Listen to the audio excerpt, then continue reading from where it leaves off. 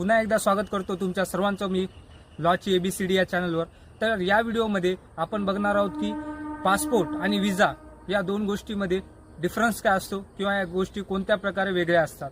आपल्याला बऱ्याच वेळा आपल्याला असं वाटते की फॉरेन कंट्रीमध्ये आपण फिरायला जायला पाहिजे किंवा वेगवेगळ्या देशांमध्ये आपल्याला उत्सुकता असते की जाण्याची, पण जर आपल्याला पासपोर्ट आणि व्हिसा याच्यातला डिफरन्स माहीत नसेल तर खूप मोठी अडचण तयार होऊ शकते। तर सर्वप्रथम पासपोर्ट म्हणजे की अशी गोष्ट असते की जे आपण ज्या देशामध्ये राहतो तो देश आपल्याला देत असतो। जसं की आपलं आधार कार्ड असेल, राशन कार्ड असेल, त्याच पद्धतीचा पासपोर्ट एक ज्या देशाचे आपण राहतात त्या देशाचे देश आपल्याला देत असतो।